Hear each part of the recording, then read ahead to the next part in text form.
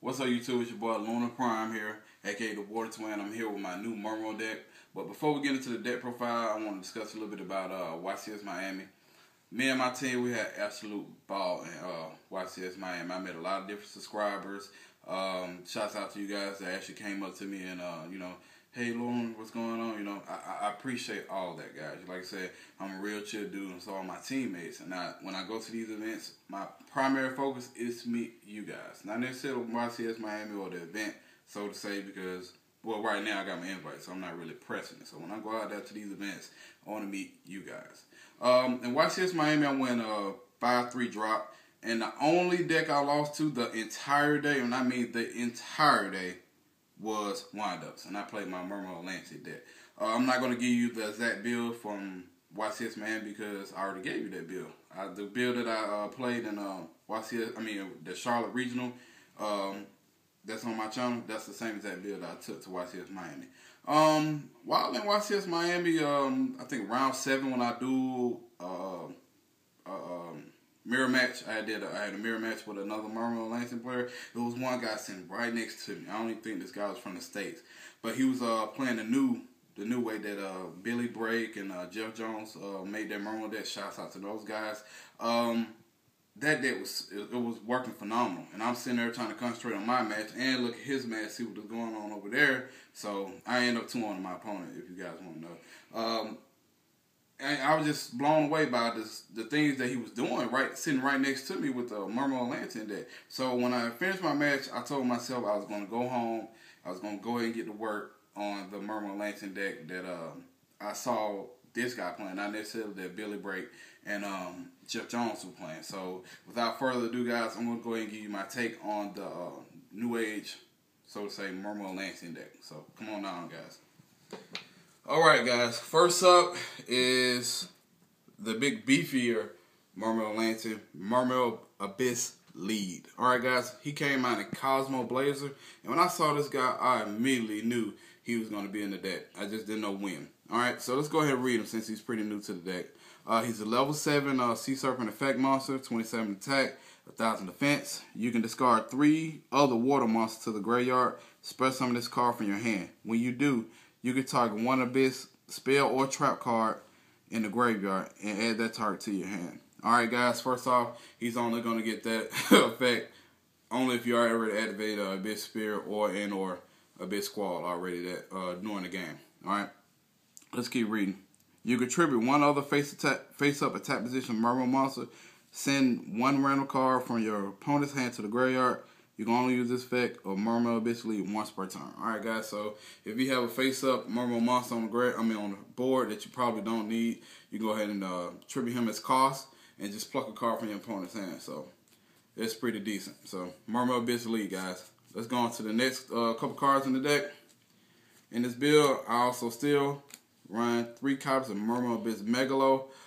You can get away with playing 2, guys, but let's be honest. 3 is just the way to go. Alright, guys, so Mermail AbyssMegalo is still in there, 3, doing his thing. Discard 2 waters and searching for Abyss Sphere and or Abyss Squall. Alright, next up, we play 3 copies of Mermail Abyssteus. He's a new guy to the block. He also was released in Cosmo Blazer also. So let's go ahead and get this guy a read. He's a level 7 Aqua Effect monster, 1700 attack, 24 defense. Alright, you can discard 1 other water monster to the graveyard. Special summon this card from your hand. When you do, add 1 level 4 lower Mermail monster from your deck to your hand. You can only use the effect of Mermail Abyssteus once per turn. Alright, guys, so with that being said, if you open up multiple Abyssteus, you're only gonna get 1 card, even if you summon both. Alright, guys, so he's pretty decent. He's just another discard out. So you got Lead that discards 3, you got Megalo that discards 2, and then you got Mermail Abyssteus that discards 1, my friends. Alright, now during testing, I was playing 2 spikes, and I'm still playing 2 spikes. Mermail Abysspike is pretty essential in this build because he allows you to discard targets from the hand, which is very, very, very important in this build.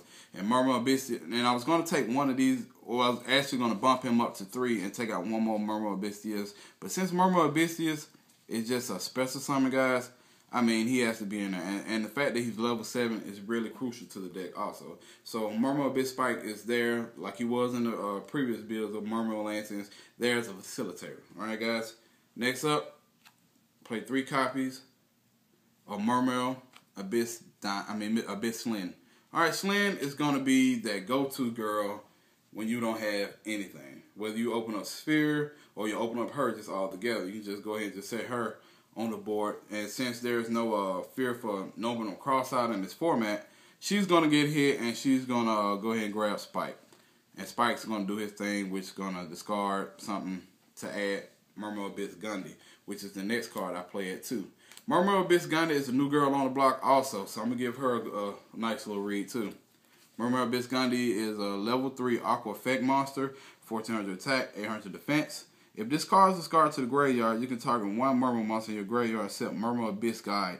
Special summon that target. You can only use the effect of Mermail Abysguide once per turn. Alright, guys, so she's essentially a Mermail monster reborn.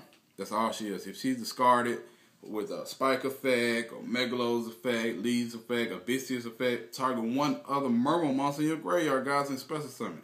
Alright, guys, so that's a pretty boss effect. On to the Atlantean side of the deck, we play triple Dragoons. He's the primary search of the deck. No need to go into that anymore. Still playing triple Marksman. Alright, guys.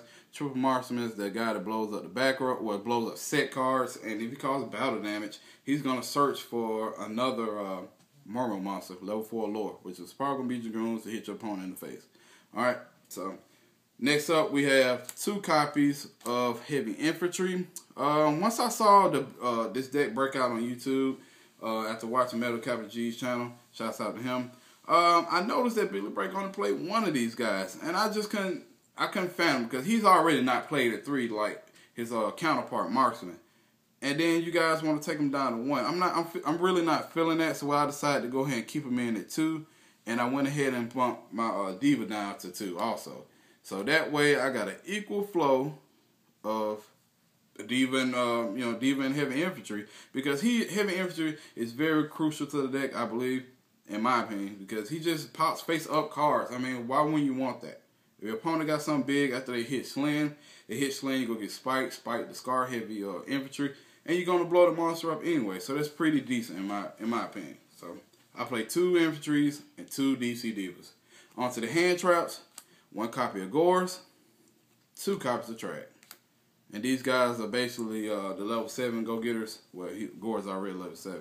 These guys can manipulate these levels, so that's what they're in there for.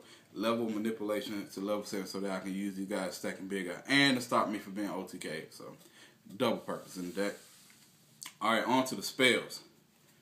We still running 2 copies of Salvage. This is a very good card. And I know that Billy Break and Jeff Jones did not run a copy of Salvage in their deck. I think they went ahead and said, either we want them in our hand or we want them in the grave. And I think that's why they added a bit squall to the deck. Now, I'm just speculating, guys, but I don't know why they didn't run Salvage. Salvage is just too good and it's too clutch not to run, in my opinion. And that's all I really got to say about Salvage. I mean, it gets back Gunde. She's a monster born for Mermail monster, so why wouldn't you want to get that back? It gets back Gunde, Marksman, Heavy Infantry, Diva. Those guys, especially Diva and Heavy Infantry, are the runners guys too. So I feel like this copy of Salvage automatically bumps them up to 3. So whatever. 2 copies of MST. In most of my builds, guys, I'm not too keen on MST, but I'm getting into the mode where, okay, let's just go ahead and just play MST and just bite the bullet. You know me, guys. When I'm not in a tournament setting, these guys are not in at all. So when I'm in the streets and stuff, playing around on my locals and stuff, I don't play MST main board. It's kind of like a side card to me, but I'm getting more into the motion of playing MST main board. So to finish up the spells, Dark Cold, Marsh Reborn, Heavy Storm, and the key card to the deck, and I'm glad they didn't hit it on the ban list, Pot of Avarice. We absolutely need this card in this build. When we pull this card, it's absolutely grand. On to the spells. Traps, I'm sorry. Triple Abyss Sphere. Abyss Sphere, you guys should already be familiar with Abyss Sphere. It allows you to chain and go get Linde. Linde get Spike or Abyss or any other Mermail monster. So no need to go into that, and it's searchable out by AbyssMegalo. The new kid on the block, with a new trap on the block, we have Abyss Squall. Let me go ahead and read Abyss Squall for you guys, alright? It's also searchable by AbyssMegalo. Target 3 Mermail monsters in your graveyard. Regardless of the attack, regardless of the level, just target 3 Mermail monsters in your graveyard. Special summon those targets in face-up defense position. Their effects are negated and they cannot declare an attack. Destroy them during the end phase. Alright guys, let's go in a little depth with Mermail Abyss Squall. Now let's say you set Mermail Abyss Squall and you got Mermails engraved. Let's go ahead and give a scenario. We got Mermail Abyssteus, Mermail AbyssMegalo, and we got a Slam. Alright, these are the primary targets. Whenever you activate Mermail Abyss Squall, you always want to grab 2 level 7s, unless you're going for something else. 2 level 7s and Slam. Slam's effect is going to activate during the end phase when she's destroyed, either by your opponent's card effect, by your opponent's attack, or by Abyss Squall. But let's say if you activate this on your turn, she's going to automatically get her effect at the end phase when Abyss Squall destroys her. Alright, what you want to do with these 2 level 7s, and I think this would kind of, you know, got Billy Break and Jeff Jones their top, was stacking it to this guy, Mermail Abysgunde. This is my favorite seed in the game thus far. He's 28 attack, and you know, I'll go through him later. He's just a big skill drain, guys. You know, detach 1 level 7 and skill drain your opponent's current monsters that's on the board. So, like I told you guys before, in both recaps that I went to Charlotte and I went to the other region I had here in Atlanta, this guy's absolutely clutch. All right, guys, so we're going to get to him in a second. But that's how you want to kind of use this. You want to activate Abyss Squall, grab your Slam, and grab a 2 level 7 and stack for Big Eye and or Abysgunde. All right, guys, so that's Abyss Squall. On to the last 2 traps of the deck. There for mass destruction, we have 2 copies of Torrential Tribute. Alright, so that wraps up the traps. Alright guys, going to the extra deck. 2 copies of Mermail Abysgunde. Like I told you guys, he is absolutely clutch in this deck.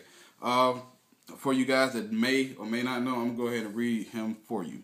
Mermail Abysgunde is a rank 7 Aqua XYZ effect monster, 28 attack, 16 defense, and it takes 2 level 7 water monsters. All right, guys. While face up, while this face up card has XYZ materials, level 5 or higher monsters cannot attack. This guy absolutely wrecks 6 samurai players. All right, guys. Cannot attack. Once per turn, during either player's turn, you can attach 1 XYZ material from this card, negate the face of all face up monster your opponent currently controls that have less attack than this card until the end phase of this turn. Alright guys, so like I said, he completely wrecks a lot of decks. He's our primary win condition over Fire Kings because once Garunas comes back, Garunas is fast going to activate to try to destroy this guy, and we just detach. And we already bigger than Garunas, so we got him in the battle phase. So he's primarily the win condition of this deck. Alright, moving right along. 1 copy of Big Eye, absolutely needed in this deck. 1 copy of Bahamut Shark. We got Abyss Dweller, number 17, Atlantean Dragon. Mermail Abysstrike. Alright, she's primarily targeted for when you bring up Bahamut Shark, you bring up Mermail Abysstrike. Alright guys, so she's pretty clutch in this build also because you have more Mermails to target to bring back from the graveyard when she's sent to the graveyard. One of its inmains. Gotcha Gensu. Alright, here's where me, Billy Break, and Jeff Jones fall out again. They play DeLorean, I play Mistworm. I have yet to go into a Mistworm and say, man, I wish I had a DeLorean or something like that, or I ever needed a DeLorean on the board. So I just kind of like opt out DeLorean for Mistworm. It bounces 3 cards on my opponent's side of the field. Win 1, I need that. Alright. So, on to level 7s, 1 Ganir, 1 Black Rose, 1 TG Hop Librarian because we're running 2 Divas, 1 Allied Jessica Taster, and 1 Armoron, guys.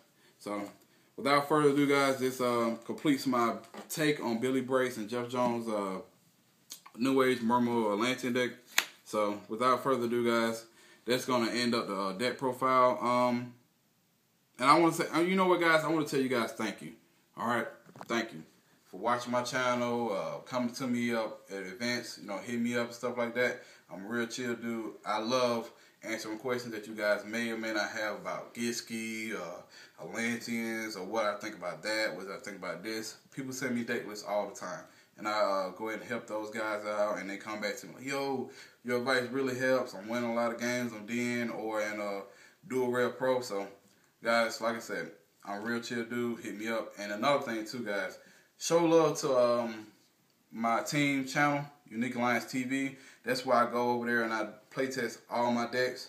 So, I think the next PTN playtest night, as we call it, I'm going to go and take this deck so you guys can actually see it in action because it's phenomenal. We may not have Mulan Glacier, but this deck is fast and it's aggressive. And I love decks like that. It's absolutely my playstyle. So I want to tell you guys, like I said, thank you again for watching my channel, my brother's channel, and all the Unique Alliance members' channel. So without further ado, guys, this is Water Twin out. Peace.